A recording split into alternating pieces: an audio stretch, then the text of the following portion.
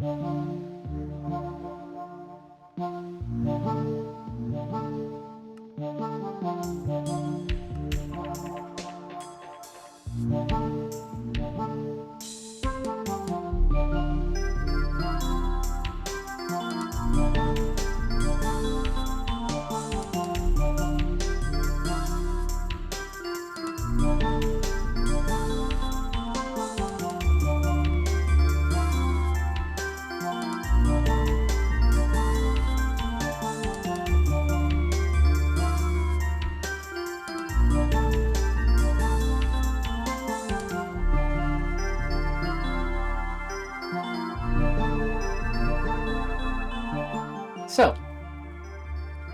hello, my name is Bellflower.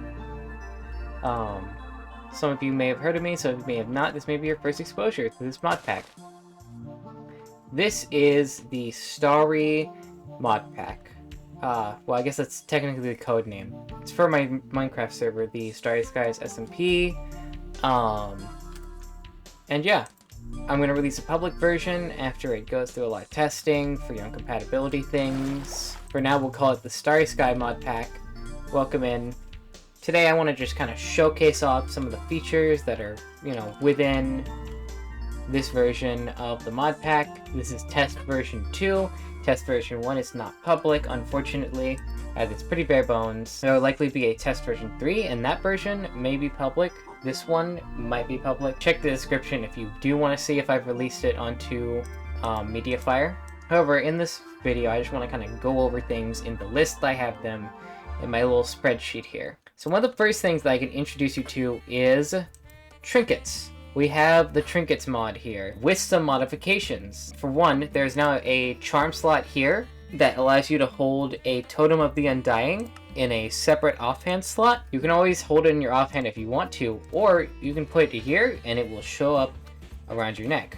Another thing that you'll notice is that if I turn down the FOV, we have the 3D skin layer mod, perfect for making everything look a little more lively with your skins. That way you look a little more alive. Of course, that's just the beginning of it all, though. You can equip all kinds of things. We have the artifact mod. You can get artifacts like this heart that gives you more health in your belt slot. This also goes in the belt slot, and it allows you to swim in the air. So if I want to show this off to you, for example, the belt slot should be here.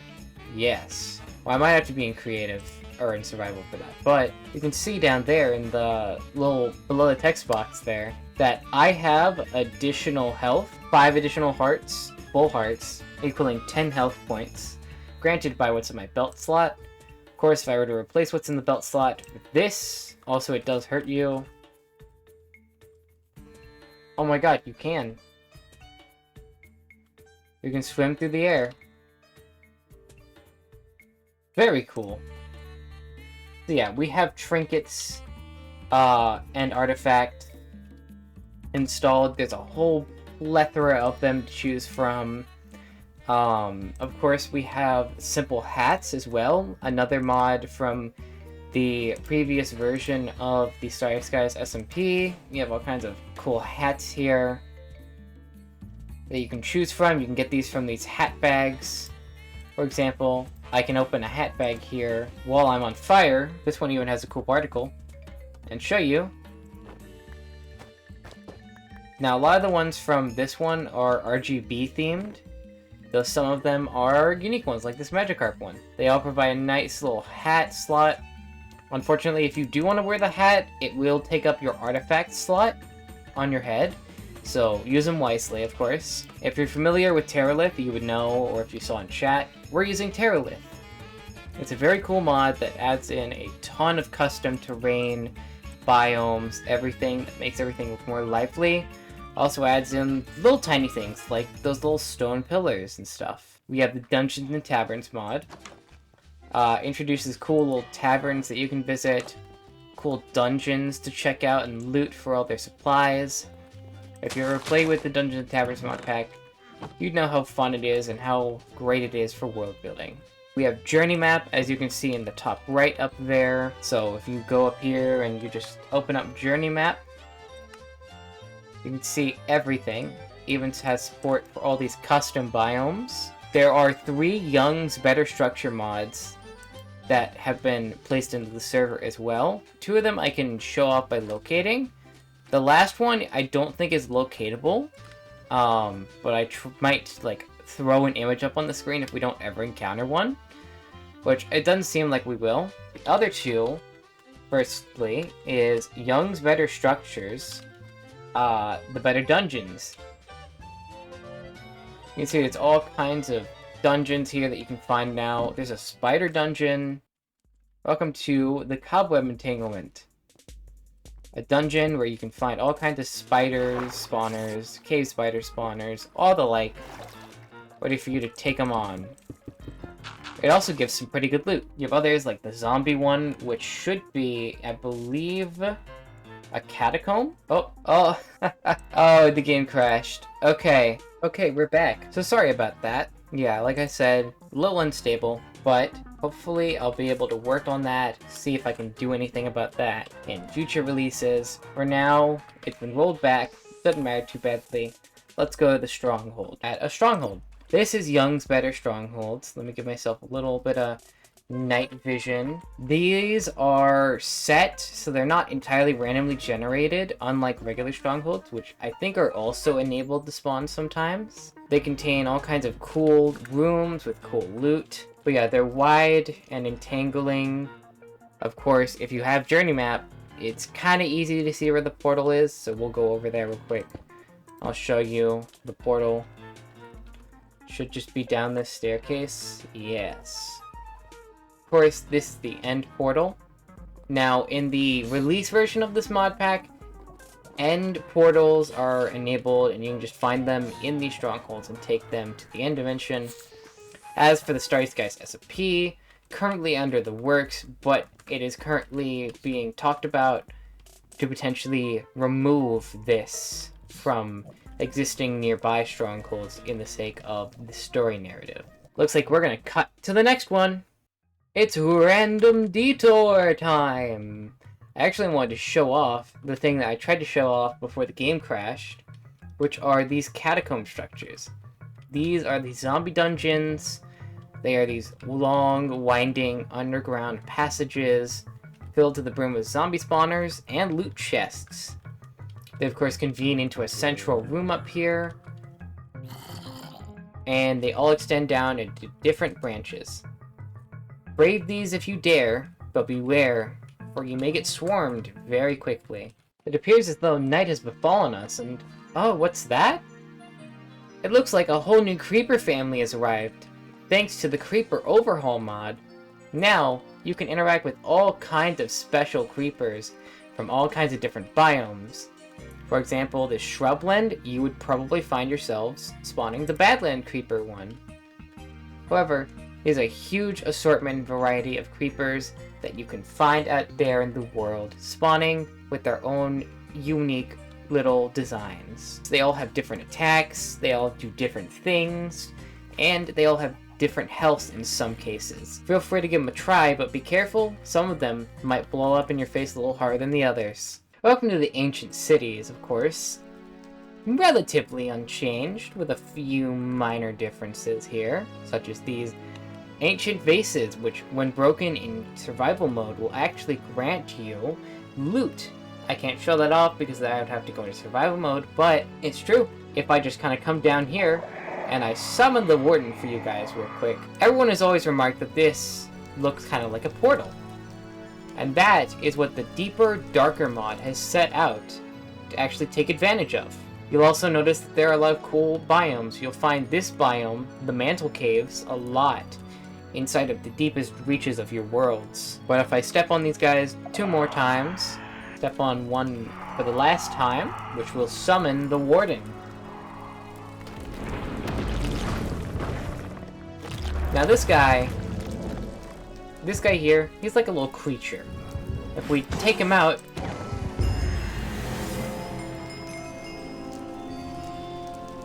you'll notice the Warden has actually dropped his normal drop, as well as 2 new drops.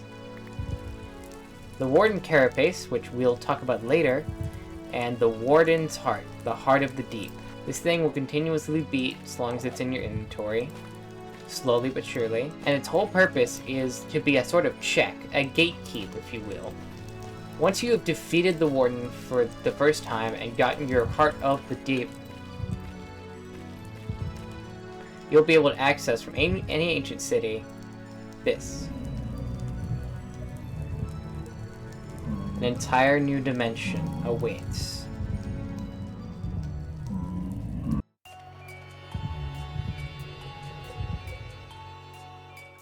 Welcome to the Deeplands, a world beneath our world, filled with dangerous creatures like the centipedes of the Skulk. All kinds of new Skulk blocks like the Skulk Vines, the Skulk Stone, the Skulk Gleam, and all kinds of opportunities to summon none other than our favorite friend, the Warden. This place also spawns ores, like coal, iron, diamonds, and basically every ore except for ancient debris. Also, all ores here actually give 2 times the experience if you're ever interested. This place uses, I believe, the same mapping layout as Caves, and is a large cavernous region filled to the brim with all kinds of dangers. You can see phantoms can spawn in that biome. This is the Echoing Forest. There are these creatures called the Shattered. They drop Skulk Bones, and whenever they detect movement, such as summoning a villager, there you go. They're not the strongest, but they definitely have decent attack. So watch out for those guys. These are the Echo Logs and the Echo Trees. The Echo Trees actually are a new type of wood that can be found only in this biome. I believe there may be a sapling for them. There is. However, it should only grow on Echo Soil. So you'll have to come here if you want this new, cool-looking variety of wood and all that it's got to it. Of course, you have the doors, you have the planks, all that. Very Warden-esque. Now, of course, I want to show off the last biome, so if I just locate biome, the Overcast Columns biome. Probably the second most dangerous, with the Echoing Forest being the third most, and the Deeplands being the most. Oh yes, as well as a new achievement for doing all of the biomes, all 3 of them.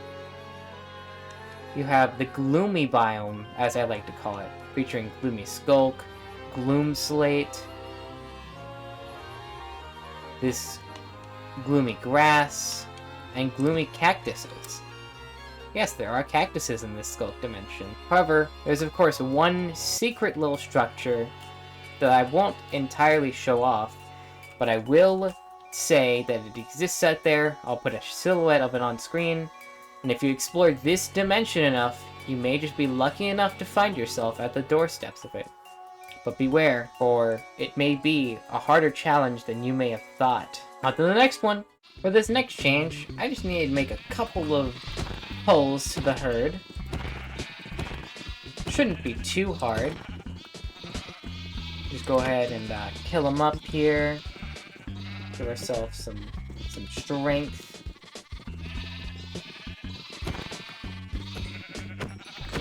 We just need 5 wool here. Now, if you plop these 5 wool into a crafting bench, like so, and then configure it to be like a helmet, you'll form the mysterious cap. The key item of probably one of the biggest mods that we are going to ever have in this mod pack. The Bing Bing Wahoo mod. Now you might be asking yourself, what does Bing Bing Wahoo do? Well, let me show you.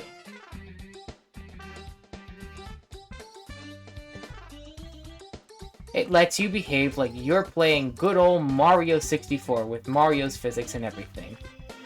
You can do long jumps, ground pounds, long jumps, backwards long jumps if I can get them. There you go. As you saw, you can ground pound through things and grab them up from the ground. Great way of getting dirt real quick, actually. I can't really properly show this off without any kind of special build, but just trust me when I say, if you're a fan of setting up platforming challenges for your players, or just for yourself, or maybe you just want to scale structures in Minecraft like never before, this hat and the mod that it comes from are just for you. It even comes with a little bit of a surprise. We get Koji Kondo's slider theme from Mario 64, but in the Minecraft font. How cool! You have backflips as well. All the cool classic features that you love about Mario 64's movement are here and recreated in Minecraft. What a time to be alive, am I right? Anyways, let's skip on to some more smaller things, shall we? So, for this next change, I figured that I'd show off it in survival mode, just for you guys. There are 3 different changes that you can observe here. The first one is that if I were to remove Journey Map, and you can see it overlaid over Journey Map, as long as you have a clock in your inventory, by default, you'll be able to see the real world time in your Minecraft world, and the number of days that you've been playing. So this is day 1 at 1440 time, getting close to a convenient little time for us to show off another feature. The second of the rebalancing changes that I've added here, or otherwise quality of life, is actually a nerf to ice boating. That's right. This makes ice boats go slower, as if they were on land, forcing you to now change your strategy and find other solutions to transportation. Good luck with this one, honestly. And our final change, of course, is the EXP book. There are 3 different levels of EXP book, going from 30 levels to store, 42 levels to store, and finally 69 levels to store. And if I were to just kind of right-click here, you'll see that I have stored 1 level inside of this book. If I want it back, all you have to do is place it into a brewing stand, and it'll give you your levels back from the book in the form of EXP bottles. It's a great way to store your EXP, possibly even sell it if you want to for a profit, and you get to prevent it from being lost upon death. Pretty cool, right? Let me show you something else pretty cool. All of a sudden, it appears to have become night. There we go. You can see in the top right, it's the early morning. This works at any time of night, though.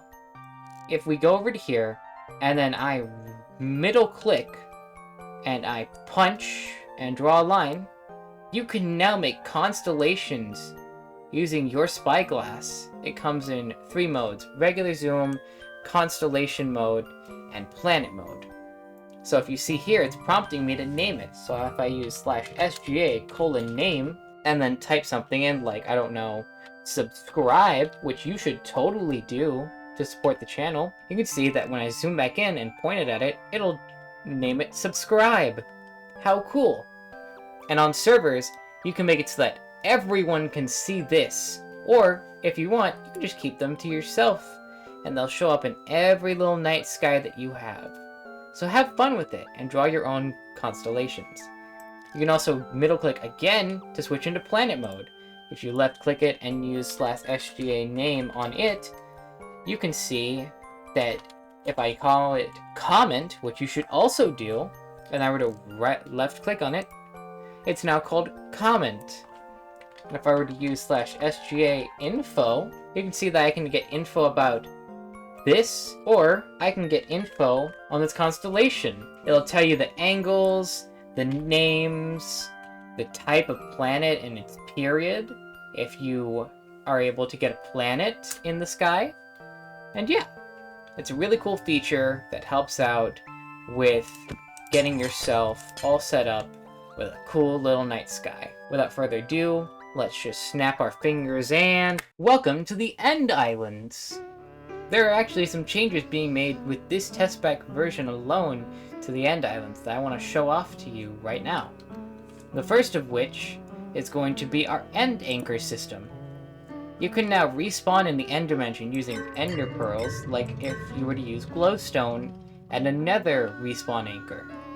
Pretty cool feature, but how does it work out, and does it work? Well, that's what we're going to test here, by jumping into the void. Except, we're going to need to jump into the void more than once, because thanks to the Forgiving Void mod, you can now survive falling in the void as long as you're at full health, no matter what. Of course, it drops you down to half a heart, and you won't be regaining most of that health, so if you fall straight back in, it may be certain doom for you. But it gives players a second chance who may have fallen in, or at the very least, prevents your items from falling into the void if you manage to land back on land, so that they can drop here. Future versions of the pack may include a Graves mod, though, to help out with that. Now, of course, that used up one of our charges whenever we died. You can see we respawn here. This also brings up the head mod. You drop heads whenever you die now, thanks to Saralum's head mod. I should probably not be in survival mode. Uh-oh. And you can also get custom heads for yourself in here, of any player. Of course, there's a rate limit to repeating that action on the same specific user, but you shouldn't run into that issue too hard. Well, I guess it's time to show off our next feature, which takes us away from the end. And if I just jump into the void... Now, of course, one of our final changes I wanted to show off is the ability to Silk Touch spawners. As you can see here, if I Silk Touch this Axolotl spawner and place it down elsewhere, you still have an Axolotl spawner. So now you can take your mob spawners wherever you want, wherever you go. You can grab up a zombie one if you want to, from a catacomb, and bring it back to the surface to use for a mob farm. This one's a very good quality of life, and kind of just changes things to fit in with a balance for some of the nerfs, such as the Ice Boat nerf, and a secret mod that isn't so much of a nerf, but still makes things more complicated, especially if you're playing on a server. And of course, that brings us to the last thing, speaking of servers, emoji. That's right, you can now get custom emoji. Of course, it comes pre-installed with anime ones, meme ones, and all of Google's standard emojis, as well as a few changed ones, such as the huh emoji. But you also have the option to import your own emojis using your Discord. Now, this is a heads-up warning, of course. If you do choose to use it through Discord, go through Emojigi. I'll leave their Modrinth page below, and they have a page on there that is linked to, that goes to their GitHub. It does require that you put in your Discord token. They guide you on how to do it. Me personally, I have not been affected by anything because of this, and they do say that it is safe, but use it at your own risk. But it would allow you to import emojis off Discord servers, such as, for me, the B3313 Discord. You can also copy these emojis and paste them like this. So, that kind of rounds out all the features of the pack. I'm very happy that I was able to get a version 1 of testing running, and then get a version 2, which is this one, running.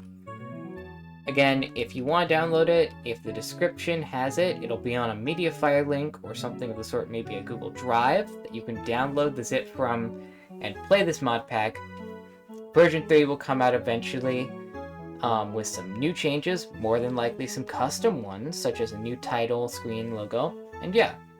If you enjoyed this, and you want to see more mod pack development videos like this, whether it be for your own entertainment or for you to have on your own Minecraft experience, whether it be server or single player, feel free to subscribe, comment, like, help me beat the YouTube algorithm back into where the Ender Dragon went, and yeah, that'll be all. Thank you so much for watching, have a wonderful day, and take care out there. Alright, bye-bye!